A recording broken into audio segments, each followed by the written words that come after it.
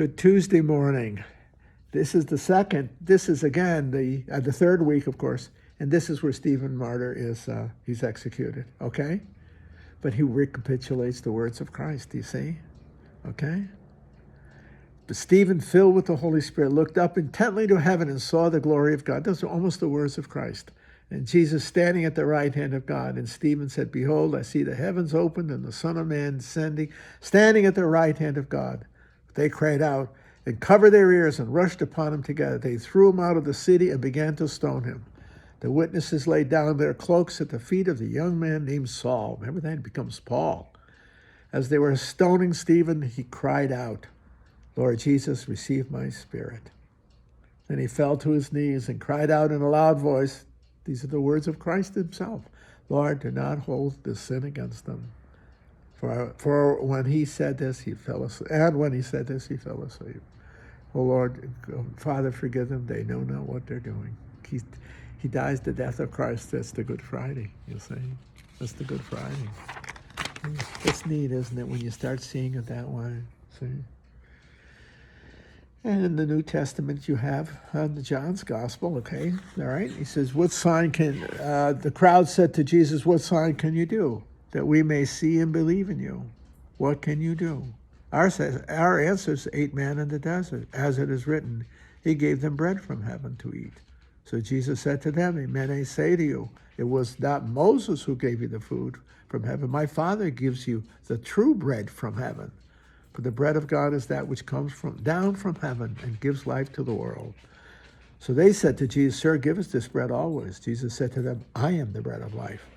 Whoever comes to me will never hunger, and whoever believes in me will never thirst." He is the new Moses, and he gives us eternal life. You see, that's neat, isn't it? See, the New Testament. Stephen lives the Christ life. He dies the Christ death on Good Friday. You see that? And that's neat, isn't it? He dies with the words of Christ in his own mouth. He says, "Forgive me." He puts it his way. The church always puts it her way. Every time, every moment in history, the church doesn't repeat like a recording. She preaches her word into the world in which she is living, you see? And therefore, it isn't quite identical, but it is always essentially the same. That's the truth. The church is always preaching Good Friday. She's always on the cross. The whole church, always, in one manner or another. The life of the faith. See, the life of the faith. I mean that too. The life of the faith. That's what taught. I think that lesson's been taught to me more than anything else. I'm not a scripture scholar. I'm none of those things. But I learned in the last 50 years, 60 years of my life, in the order, but also in parish work here, St. Mark, St. Tim, St. Mark. I saw the life of the faith lived. And I saw it wasn't necessarily perfect or pretty, but it was holy. I saw the Good Friday lived over and over again. I saw forgiveness, healing wounds. I've seen failure. I've seen betrayal. I see the sinfulness of the church, but I see her holiness as well. I see the power of her redemption. I think that's maybe why I love St. Peter so much. Because I think he was so fleshy, so human. All of them were. John's a genius. He transcends them. The other guys, I don't mean to be uncharitable. They're stumble bums just like me. They're going along for the ride. Okay, today's feast day, by the way, is James and Philip. What's so famous about them? Huh? What's so famous about them? Nothing. They changed the world, that's all. Because they preached the gospel that was credible. Why was it credible? Not because they don't give any arguments. They simply preach it from the depth of their own humanity. See? The church doesn't give arguments for the truthfulness of the gospel. She simply preaches the gospel and lives it. And she lives it not in the hierarchy of the church alone at all, but in the full life of the church, in the parishes, in the homes, in the missions, in the universities and high schools and colleges, in grammar school, in the life of the community itself as it lives itself. That's where the life of the faith is. It takes place in the everydayness of life. If Christianity is anything, it's the religion of the ordinary, the holiness of the ordinary. Hence the sacraments, baptism, which is a sacrament of birth, the Eucharist, the food of life in the desert of life, you see. Confirmation, the transition from childhood into adult life. To me, marriage, the holiness of love and the reproductive power, the capacity of love to reproduce and produce life. Not just the physical life of the child, but the soul and spirit life, spiritual life of the child. Who are the greatest teachers if not the parents? You're irreplaceable because you teach the most fundamental of all lessons, the lesson of faithful love. If you can't trust your parents, who the hell can you trust? Nobody. Nobody. That is the horror of child abuse, if I may point it out. Because it destroys not only the body and does terrible violence to it, it violates the soul.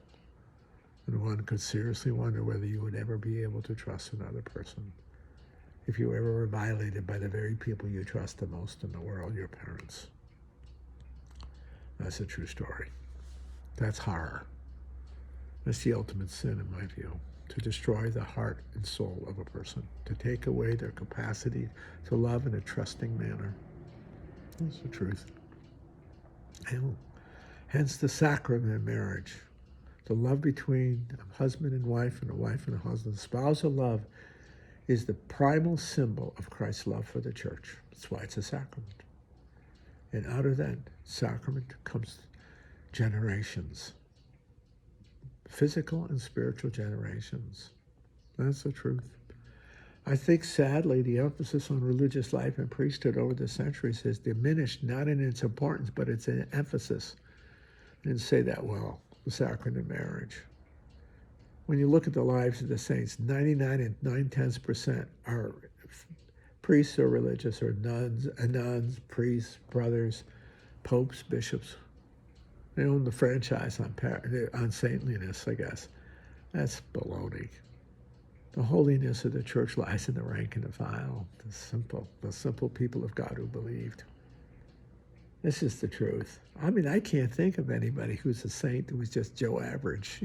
Just people slugging it out day after day, raising their families, and yet they are the real witnesses of the gospel. Who more than them? Who more than you? Who more than you? See? We canonize popes, we canonize bishops and priests, we canonize religious men and women, religious order people. And they are great and holy people. But they don't I don't know. Do they model holiness? They model a form of it, yes. But do they model the love of a husband to his wife, for his wife, or her love for him? Who is more patient in the face of suffering than spouses that they tend to the sickness of their dying spouse? Or worry. I think about, what about one of us whose celibate lives have ever stayed up all night worrying where our kids were? Huh? How many of you have? Saying, why isn't he home yet? Or horrifyingly find out he isn't coming home. He was in an accident. Those are true stories. They got people in mind with faces. People like me never know that pain because we have never had children. We have never worried. We have not buried our spouses. We don't know that emptiness, not usually anyway. We can love and love well. And I think hopefully many of us have. I have. But there is still a truth that when you lose your spouse, you do lose your other half. It's a coined expression, but there's a profound truth in it. You lived a Good Friday. I think the sacrament of marriage is Christ's everyday presence in the life of the church. Marriage, family. The Protestants have the Catholics beat on that because they marry. Their clergy even marry. They're part of the great same story. And I think that's right, my opinion. Anyway, just thinking about the life of the church and how she has lived. She's lived with Christ's presence in all that is ordinary and good and special.